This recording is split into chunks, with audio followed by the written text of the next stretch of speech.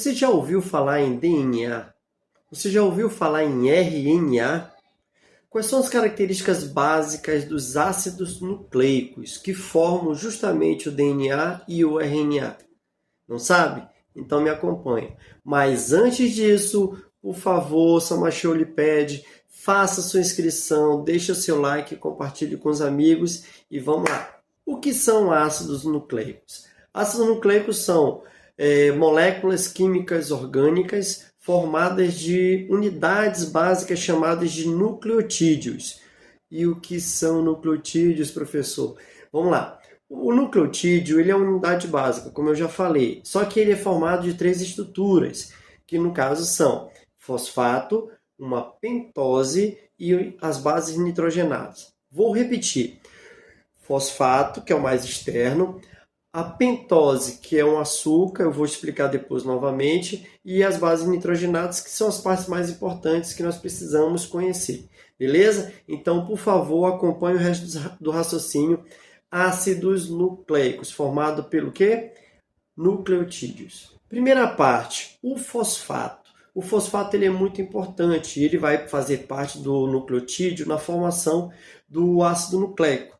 Nesse caso, o que nós devemos lembrar? É que no caso do fosfato, ele é um grupo funcional tetraédrico, ou seja, acompanhando o raciocínio da figura ao lado, você vai observar, eu tenho um fósforo no meio, os oxigênios ao redor e mais uma hidroxila. Essa tal de hidroxila é um oxigênio mais hidrogênio. Tudo bem? Isso aí você vai estudar depois em química e saber a função de cada um. Mas o que importa é você lembrar dessa formação estrutural. Segunda parte. Bom, eu falei sobre o fosfato e agora nós temos a pentose. Olha lá o nome, pentose. Esse pente relacionado a 5 carbonos que vão formar a estrutura de um açúcar. Novamente, pentose é um açúcar formado por 5 carbonos, que no caso ele vai ter ali 5 carbonos na composição, fazendo ligação de um lado com fosfato e do outro lado ele vai se ligar a tal de base nitrogenada. Agora, qual é a diferença, né? O que se trata? Esse açúcar ele pode se apresentar de duas formas. Ele pode ser o que nós conhecemos como ribose, ligado ou formando o tal de RNA, e tem a desoxirribose, que é o açúcar do DNA. Veja na figura ao lado que eu estou relacionando as coisas. Terceira parte, bases nitrogenadas. Diga-se de passagem, as mais importantes. Por que é a mais importante?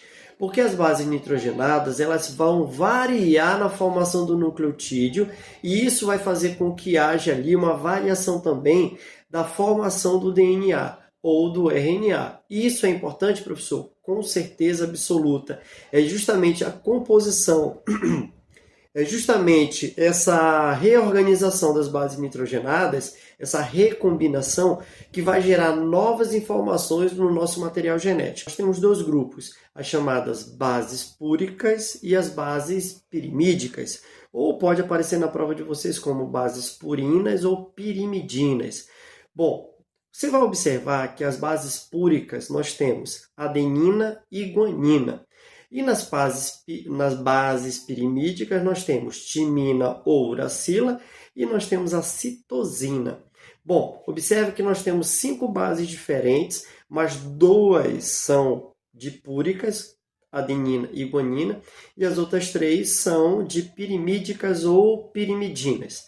Bom, e daí? E daí que agora, quando a gente observa que essas bases elas podem existir na estrutura do nucleotídeo, como por exemplo, vamos lá, nós temos fosfato, pentose e a base nitrogenada. Eu poderia muito bem dizer o seguinte, eu tenho fosfato, pentose e adenina, fosfato, pentose e timina, ou seja, dependendo do que eu coloque no final, eu vou ter uma recomposição diferente do meu nucleotídeo. E quando eu coloco um nucleotídeo embaixo do outro, fazendo ali uma tal de escadinha, você vai observar que a fita de DNA está criando ali uma sequência variada de informações. E isso é que nos interessa de tão importante. Beleza? Vamos observar essas questões da base nitrogenada. Como eu já falei anteriormente, nós temos dois grupos de bases nitrogenadas, púricas e as pirimídicas. Mas para entender melhor, eu preciso de uma informação extra chamada de regra de Chargaff. Chargaff organizou essas bases dizendo o seguinte: para cada adenina eu tenho uma timina, para cada guanina eu tenho uma citosina. Em alguns momentos essa situação ela vai variar, só que você vai ter que observar que se é regra, para toda timina existe uma adenina, para toda adenina tem uma timina. Eu sempre brinco dizendo Gal Costa e Aguinaldo Timóteo. Vamos traduzir novamente. Se eu tenho adenina e timina, Aguinaldo Timóteo. Se eu tenho guanina e citosina, eu tenho Gal Costa. Na regra de Chargaff diz o seguinte, que para a formação de DNA, toda adenina se liga à timina, assim como toda guanina se liga à citosina. Professor, eu posso fazer um cruzamento entre eles? Não. Lembre-se, é regra. Adenina, timina, guanina, citosina. Eu sempre brinco dizendo assim, ó, que adenina, timina é Aguinaldo, Timóteo. E que guanina e citosina é Gal, Costa. Para todo Aguinaldo tem um Timóteo, todo Timóteo tem Aguinaldo. Para toda Gal tem uma Costa, para toda Costa tem Gal. Já ia esquecendo, né? Mas vamos lá. Agora, se essa regra for para o RNA, ela só muda um detalhe. Ou seja, para onde eu tenho adenina, eu teria timina. Tchau a timina e eu coloco a uracila. Vocês vão entender melhor com a figura ao lado. Agora, por favor, prestem atenção de novo. Beleza? Eu tenho Aguinaldo, Timóteo, Gal, Costa, adenina, timina, guanina e citosina para o DNA. E se for para o RNA, eu substituo a timina, onde tiver adenina eu vou colocar uracila. Por favor, cuidado com isso. Regra de Chargaff ela é bem simples, mas você tem que ter atenção.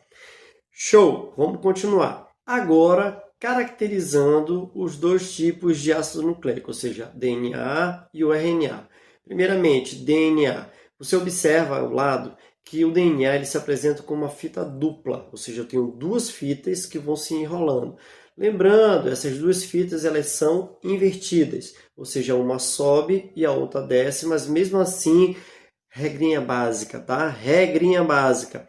São fitas invertidas, porém são complementares. Por que elas são complementares? Porque as estruturas do nucleotídeo, em cada ponta vai ter uma base nitrogenada. E seguindo, no caso, a regra de Chargaff. Se eu tenho numa timina, a outra terá adenina. Se eu tenho adenina numa, na outra vai ter timina. Se eu tenho guanina, na outra terá citosina. Essa é a regra e serve para as duas fitas, uma subindo e a outra descendo. Agora, e se for o RNA? O RNA ele vai se apresentar apenas como uma fita simples. Traduzindo, cada nucleotídeo dele ele vai apresentar fosfato, pentose e uma base nitrogenada que pode ser adenina, pode ser guanina, citosina, mas não pode ser timina. Nós poderemos apresentar a uracila. Eis uma diferença entre eles. Agora, vou diferenciar os dois. Eu tenho o DNA de um lado, o RNA do outro. Primeira característica que vai fazer diferença entre eles. DNA, por favor, não esqueça, ele é formado de quê? De uma dupla fita e o RNA de uma fita simples. Beleza. Outra característica importante, o DNA apresenta D de desoxirribose, ou seja, o açúcar do DNA é o desoxirribose e do RNA é a tal D-ribose. Ok. Terceira característica diferente, o DNA ele vai apresentar como base nitrogenada a timina, enquanto o RNA vai apresentar a uracila. Repetindo, DNA tem como bases adenina, timina, guanina e citosina.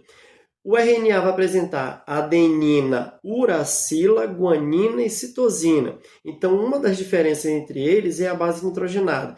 Se você observar em prova timina, lembre, está se falando de DNA.